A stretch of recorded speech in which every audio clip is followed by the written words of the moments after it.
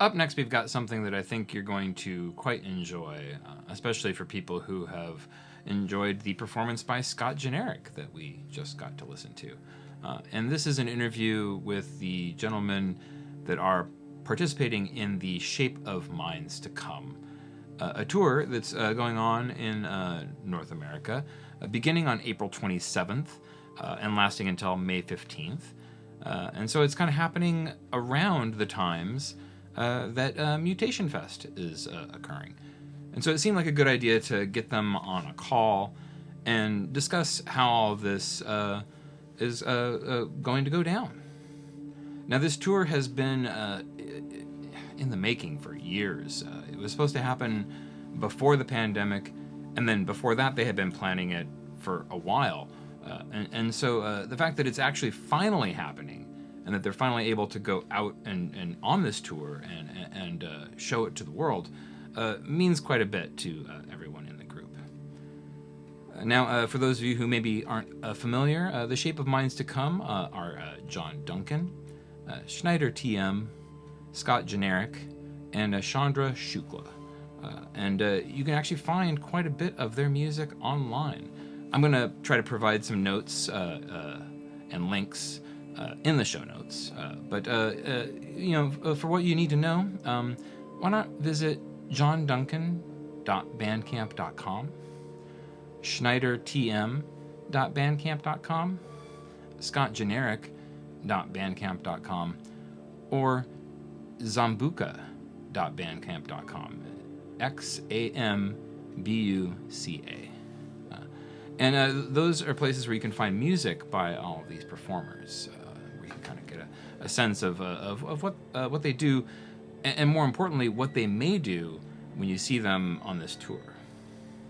Now, the lineup here, something might occur to you. We have a wide range of performers from kind of all over the place. We have John, who's in Italy, Schneider in Germany, Scot on the West Coast, Chandra on the East Coast. And so they're each kind of bringing their own flavor to this tour in terms of their musical styles and interests and whatnot. I think that if you enjoy the performance that you just heard by Scot, or the one that you heard earlier by Cold Du Void, I think you're going to enjoy this as well. And so let me read off a few dates here, and then we'll get into the interview. April 27th at the End Times Festival, End Times 13, in Brooklyn, New York. April 29th at the Rhizome in Washington, D.C. May 2nd at the Solar Culture Center in Tucson, Arizona. May 6th at the 2220, Los Angeles, California, and that is with Ulrich Krieger, who is going to join them with their on stage. Not just the four of them, there'll be five on that show. May 7th at the Lab in San Francisco with Thomas DiMuzio, and I am a big Thomas DiMuzio fan. That show, if you were going to see one, that might be one you need to see. But I mean, all of these are going to be amazing. May 12th at the Old Church in Portland, Oregon. That's the one that's kind of closest to me. Might be worth checking out. May 14th at the Red Gate in Vancouver, BC, with Caroline Sophia and Giorgio Magnamesi. And I hope I'm saying that correctly. I'll have some more information again in the show notes. And then on May 15th, the Substation in Seattle, Washington, closing out that tour. So if you are anywhere near any of those places, and if any of those dates are going to be times when you are aligned with this universe, I really think that you'll want to check out this tour. Anywho, let's get on to the interview itself. This is my conversation with John Duncan, SchneiderTM, Scot Jenerik, and then partway through we are joined by Chandra Shukla, the group that is being collectively billed as the Shape of Minds to Come. Perhaps the best way to get into this would be to do a little bit of an introduction, because certainly we should probably get some voices matched to some names for our listeners. So perhaps you want to start, John? Well, my name is John Duncan, and I'm one of the people involved with this tour that's going under the name of The Shape of Minds to Come. Excellent, excellent. So my name is SchneiderTM, and I'm lucky enough to be part of the same tour, which was planned like 3 years ago, or actually longer, was supposed to happen 3 years ago. And I'm very much looking forward to play with these gentlemen. And I think we all don't really know what exactly is going to happen, which is the most exciting point about this tour, I would say. Yeah. I'm an electronic musician, but experimental, but, you know, I don't know. SchneiderTM is the project name, basically. Well, and then let's bring in Scott to this conversation. How's it going? Good. Scot Jenerik, also extremely excited to be on this tour. As much for the shows as a chance to get to hang out with these gentlemen. I've known John for quite a while, met a few years ago, known Chandra for a very long time as well, from our San Francisco days. So just being able to be out on the road with these guys and hanging out is going to be wonderful.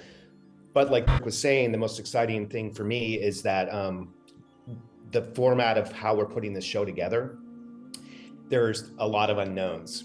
And to me, the most important thing that I'm searching for right now in anything I'm doing in art is to be as present in the moment as possible. And I have no other time in my life that is the case as much as when I'm performing, and especially when I'm improvising with other people. Yeah. Well, and if I understand correctly, the kind of format of these shows, as they're going to kind of, and again, we're it's all kind of variables and some unknown quantities, but it's going to be the four of you performing with together and kind of solo throughout the night, depending on the evening and the venue and whatnot. Do I have that more or less correct?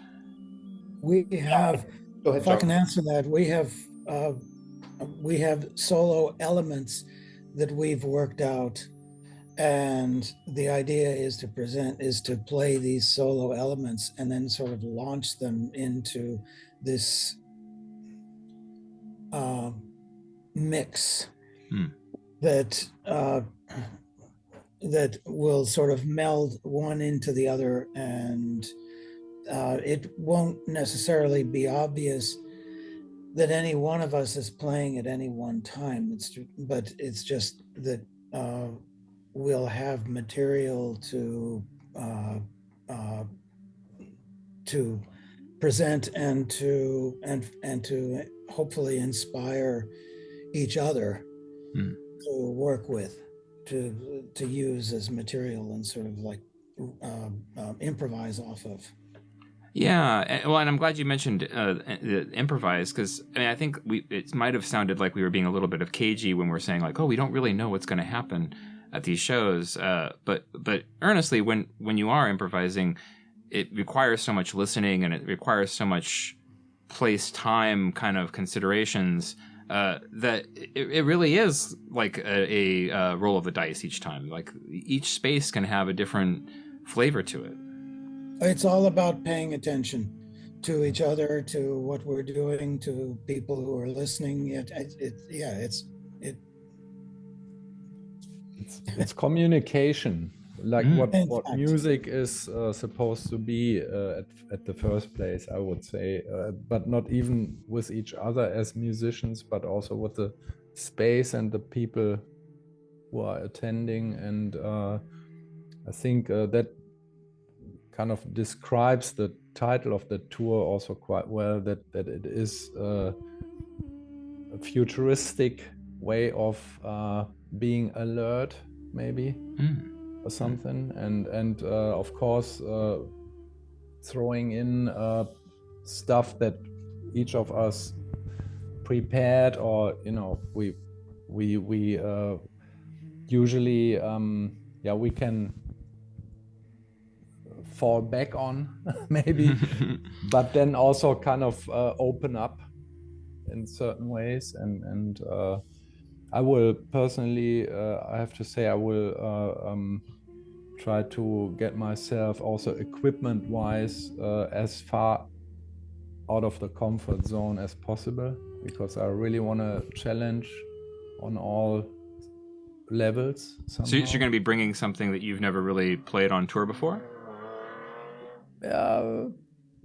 Ish. Yeah, I will have stuff I can, you know, save the, you know, I can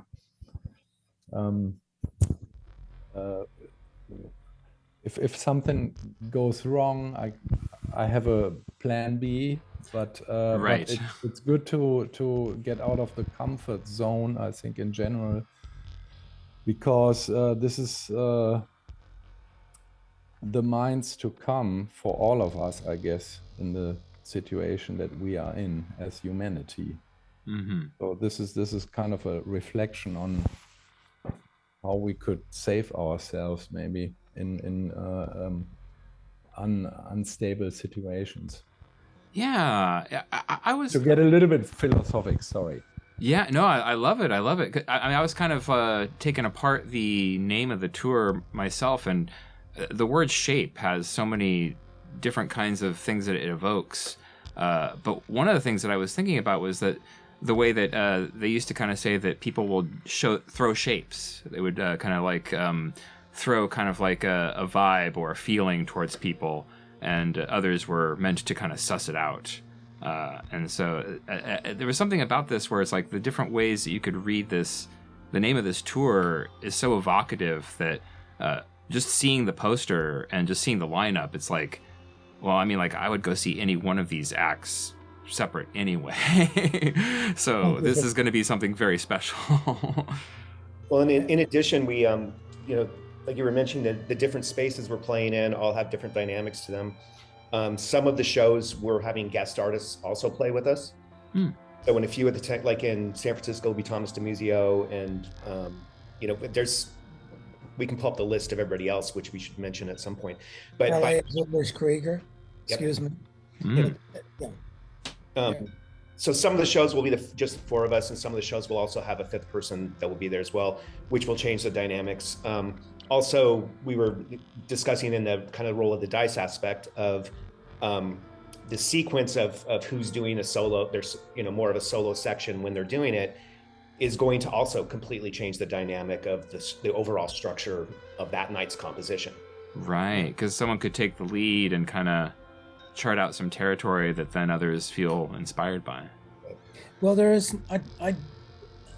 part of the idea of doing this and the way we're doing it is that there is no leader, that there is no lead. There's just one coming into another and into another and into another, and there's no clear sort of separation between them. There's this mix, and in moments of this mix, you hear individual voices, but then the mix becomes, well, hopefully the mix becomes the thing. Right. Yeah, well, it's like when you're listening very well, like you're not necessarily listening for my bass line in the song, you're listening for how you're complementing the entire composition. Well, that's fine too. I mean, that depends on the listener and how they're paying attention to this. But you know, just see to sort of like if somebody is focused on what we're doing in order to sort of take it apart, it's yeah, that might not be the way to. I mean, like you're if you're over analyzing it, you're not in the moment, and then you've kind of lost the experience. I like to think so, but yeah. I think the interesting thing about the dynamics will be how everything reacts to each other, and of course it will. It's different than playing a solo set without anything around it. If you play like a long set and each of us has like little slots and a lot of parts we do together, or like interwoven, or how do you say? Sorry. Yeah. I think everyone will serve with also the solo part, the whole piece. It's like basically like painting. I could imagine, like we are creating something that is not 100% prepared and open enough to gain a certain kind of self dynamic moment, and that is, I think, might be and that's why probably every night will be different. And something else that I'm looking forward to seeing happen is that these solo moments that we have prepared as a sort of backup in case, to have something certain to offer, that it eventually becomes sort of material, and after a while we just sort of improvise on top of each other and make this what's the best word besides mix? It's almost like a stone soup where everybody's throwing in a little bit. Yeah, there you go. Soup. Yeah, exactly. The flavors all complement each other, so it's not like I can say, well, the onion is really what makes the soup taste. Yeah. Who knows? We'll see. Can happen. We'll see. Yeah. One thing I was kind of thinking about in terms of, because I listened to a bunch of recorded work by all four of you, kind of preparing for this chat, just to kind of, get it fresh in my mind. And something that came to me is I felt like all of you pursue what I've been calling kind of soundscape journeys, where it's not like there's this is the first movement, this is the second movement. Within it, we have the this, that, there's not like that kind of structure to these, but there are kind of like places you go as you listen to these. It's not like there's these static moments, and I feel like all four of you have that kind of vibe going for you, where you're not looking to just create like a, well, I mean, I guess Schneider actually does do some beat-based stuff as well, but it's not like you're doing like a dance song for the clubs. You're looking on trying to kind of create something that when you get to the end of it, that there's this kind of experience or feeling.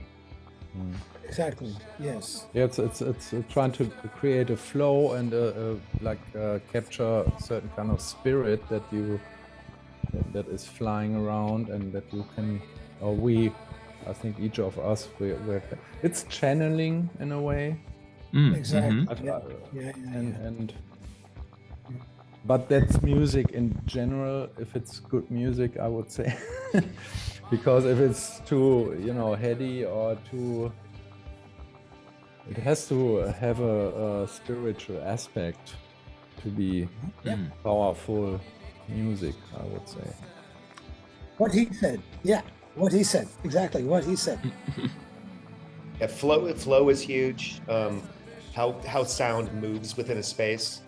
We chatted about this in the past, but I come from a photography background initially, and it was all about how light cascades through a frame to create an image. And I just think of sound in the same way. How is sound cascading through that frame to create a flowing sonic experience? I know I've had this experience where, I've prepared some stuff that I'm going to play at a show, and, I haven't been to this place before, but I have a vague idea. Oh, yeah, okay, this is a club. It's going to be like club sound. And then I get there and I start kind of doing a sound check, and I realize that the way that the space is set up is going to sound very different just through amplification and the, where the stage is and whatnot. And having those moments where you realize, like, well, I could try to force what I planned on this moment and really ruin the song or the experience, or I can really just jettison everything and see if I can come up with something that really fits this moment. And it took me a long time to be comfortable doing that. I mean, I'm sure that you guys have been doing this for a little while, so you have a chance to overcome that discomfort. But comfort doesn't enter into it. It's always unsettling. It's always Absolutely. sort of launch yourself into what's going on. Yeah. If I'm not on the tips of my toes about to fall flat on my face, I'm doing something wrong. The anxiousness. I'm comfortable. Yeah, you can't like as soon as you're comfortable, you're not in the flow anymore. Yeah, you become complacent. Yeah. Okay. Yeah, I mean, it's definitely something where like you have to make a decision at that point to go with that moment, and I guess maybe the becoming comfortable with making that decision is really where I need to be. It's being willing to make that jump without having to hesitate is the real key. Yeah, it's a matter of just sort of like seeing where something's going to go. You started going, and you sort of let it guide you and tell you where to go. Yeah. Yeah, what job? That'll just be the title of this interview.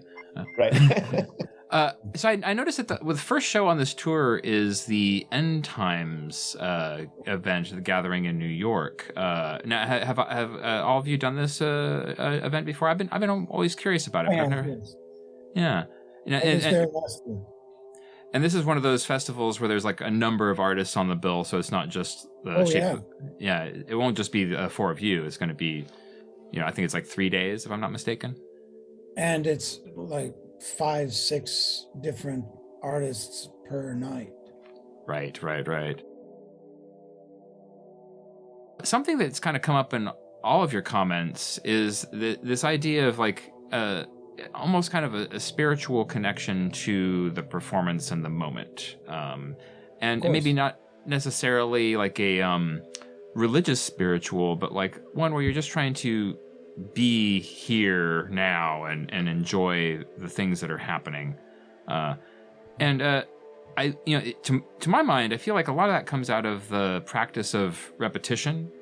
You're rehearsing your instrument, you're rehearsing your craft, you're kind of finding the ways that these kind of things work together and whatnot. And out of that, you kind of develop this moment of like, well, this is how I kind of like create these experiences. Is I need a little bit of this, I need a little bit of that, and as you have like moved through your career, have you found that like you're more focused on these kind of like ritual components to it, or do you feel like that has just kind of evolved naturally? I think it's a path. We all go down, and it's a journey, and I don't know how is it for you guys, but I feel it's quite natural to have the forward movement also when it comes to methods with whatever equipment, or like when something gets boring, you try to basically it's like trying to entertain yourself at the first place and trying to do something that is exciting. Otherwise it's also not fun for other people to listen to, I guess. True. It's very simple. Let me try answering that and saying that the music sort of dictates what to do. It tells you what to do, and you, as an operator, let's say, get kind of directions from the sound that's coming out about what to do next, where to go, what to add, what not to add, how to manipulate. Right. But it's more like being an operator than a controller. The music is the control. You're kind of hanging on. Well, it's removing your ego in some ways, and allowing like. I was fortunate to learn many, many years ago that every time I started a performance where I just went up and I just started playing, it was hit or miss of whether or not it was going to come off. And I finally learned before I went go on stage, I have kind of my own particular pre-performance ritual to get my head into the right space. And I would come out and stand, and this is when I was playing volatile, blasting fireballs, but I would stand in front of the instrument sometimes up to a minute or 2 minutes without doing anything. Just waiting for the instrument to tell me when to start playing. it was telling me what to do, how to activate it, how to play with it. And you know, I might have been fortunate in that in building your own instruments, they usually break heavily. And so I always had to be adjusting on the fly to what those, you know, in the moment things were going to be happening. But it's all about in the service of the music. You know, it's like just John just said, it's telling you what to do. Right. You know, you're just the conduit for it. Which is not so different from what I said, because this is the thing that Oh, Chandra's here. Chandra. Hey. Yeah. Well, and since we do have you, hello. How's it going? Hi. Sorry, I'm late. I ended up having dinner with Leif Elgren, and it got too fascinating, and then I lost track of time. And Leif is like a huge influence on everything I do. So just like Vicky von Helswolf. So and they're the kings of the country that I claim to be a citizen of. So kind of hard to step away from a table like that. Yeah, it got deep. We started talking about, you know, Hilma Klint and art and visual things apart from music. But anyway, to go back to your point, to talk and address about this thing that you asked John about ritual, I think that a lot of times that there's something innately built inside of us to be able to collaborate on a unspoken level, just as humans anyway. And I think we go back to that space that's kind of prehistoric and kind of arcane and kind of animalistic, and just go into a space and realize that we're actually attending a ritual sometimes rather than creating one, in that sense. And I think it's an unconscious thing, but it's also a very physical conscious thing when you're playing an instrument or you're delivering sound, or so you think, or you become but what's happening really is that you become a medium for all the things that are, all the energies that are traveling through you, and that gets exposed through audio, it gets exposed through physical action, it gets exposed through the people that you're with, like these three other wonderful gentlemen that I look forward to playing with. It turns into a ceremony without any kind of intended outcome, right? It's this the outcome is basically for the audience and whoever's listening on the outside, the periphery, to decide what the result is for them, right? We're just the medium. Yeah. And I think that happens in any kind of performance situation where people can either induce trance upon themselves or possession, or they do it anyway with being this physical thing that can actually conduct this kind of energy. And people don't often talk about it because when musicians aren't the greatest at I mean, Lou Reed even said the musicians aren't the greatest at iterating things, they just play, you know. So something to that degree. Anyway, that's what I kind of have witnessed will go on in these kinds of situations, whether you're attending a ritual or you're conducting one. It's this kind of arcane, primordial state. Cathartic, I don't know, that happens if you're actually physically maybe inducing pain on yourself, or your fingers might be bleeding while you're playing the guitar or something like that, but that's yet to happen in those kinds of instances. But Yeah. Well, and I think the kind of intensity that each of you evoke in your music isn't necessarily the kind of confrontational or violent, at least not these days. I don't know if it's as confrontational or violent as other kinds of music. When I was listening to some recordings earlier, I felt almost this very meditative kind of feeling of almost losing track of time, of like, oh, I better make sure I'm not late, because it was very easy to get transported by listening to this. And so I was kind of thinking about this, and I know you guys have different connections through knowing each other, but have you performed together in any combinations like this in the past? John and Car. Last night, John. Yeah. And Ilpo and Zappi. Yeah. And was Chandra, that the first time? Vaisinen and Zappi Diemar, we played together as a group called Angelicus in Paris last night.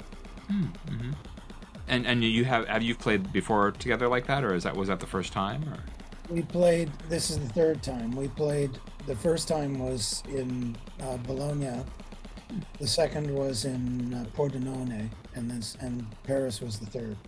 And have there been any other combinations of the four of you playing together before, or is mostly just kind of like occasionally a show together? Chandra's visited my house, and we've played together just in the room that you see here. Mm. Yeah. And I've also played with Duncan Ilpo on tour in 2019. We played. I opened for them, and so we're all familiar with each other. And Scott is somebody that I've known since I was a kid. He's some of the first experimental music in the Bay Area I ever stumbled upon. That's right. I found a brick at Auricular Records that had this strange symbol on it, and I'm like, I've got to know who this is. And it turned out to be Scot Jenerik, which is like one of the most amazing pivotal things, that there's actually like a human sitting across, the way now from me, that I'm going on tour with, somebody that I actually like aspired to be like going on, and I'm going on tour with him now. So something to be said. Thanks for the kind words. It's always been great. And all the times we were together, we never played together, but we were definitely around a lot in the scene together. But it's funny that you say that, because I have pretty close to the exact same thing with John, where John, I discovered his music early on, blew my mind, and along with Soviet France were two of the biggest influences for me on my early development into working with sound. Right. He's too kind.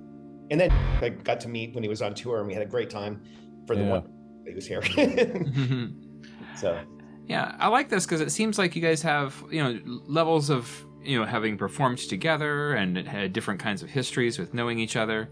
And again, it's just another kind of different flavor to work with in terms of this group, where it's like, I say group, I hope that's not like putting too many, No. frames around it. It's accurate. And one of the things that I'm really looking forward to is traveling together, because that is going to influence the music that we make together. I'm really looking forward to that. Yeah, you guys are covering a fair amount of ground too with the shows you guys are doing. Mm-hmm. Yeah, very true. Yeah. Well, I mean, I don't want to keep you guys all for too long, but just kind of in closing and kind of winding this down, I mean, certainly I'm always very curious about how people discover and work with improvisation as a musical form. Something that I only discovered much later in life. As a kid, I assumed that all music had to be 4/4 rock and roll with a solo in the middle somewhere, and maybe a keyboard if you were lucky. And so as I have realized that there is this world of improvisation and that you can kind of run with it, I'm always kind of curious how people try to find new places within that to inspire themselves or to kind of work on new pieces. Or I'm also just kind of curious about how people come to find improvisation as the way that they work. So maybe we would be kind of like a good way to close this out would be a little conversation about our relationships with improv and how that kind of came to be.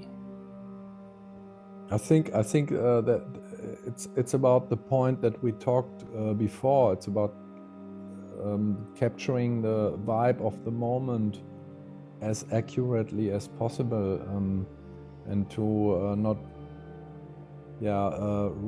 reproduce something that is not really fitting that moment. And of course it's also possible to do a combination of both, like of composition and improv, and playing different versions of certain pieces which are improv based but not entirely, for example. I mean, there's all kinds of possibilities, and for me personally, I think it was a possibility to get away from the feeling that doesn't work in a certain moment, that something doesn't work in a certain moment, and things are kind of falling apart, So when you improvise, it can also fall apart, but it's more beautiful I like that. somehow. And yeah, the risk is really important also, to be alert. Yeah. Yeah. Also, the tendency to approach the materials that we've brought to work with in a way that's unexpected. And what I'm thinking about is a concert that I saw of AMM years ago. The first time I saw them actually perform, I knew from their recordings what they were capable of, but then I saw them actually live, performing live, and John Tilbury was playing the piano by walking around it and touching it.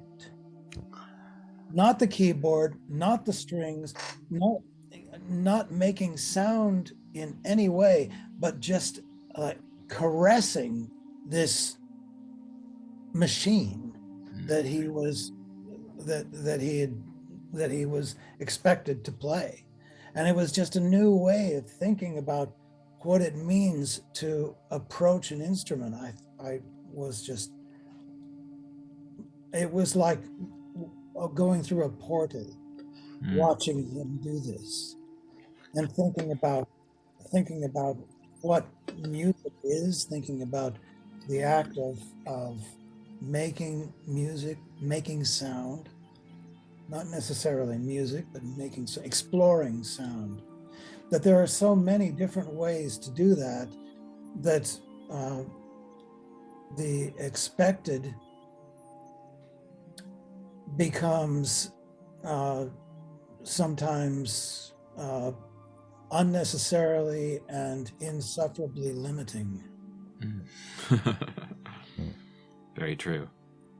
Yeah, I think the most important aspect of improvisation as well that we haven't touched on yet is listening, and being able to listen.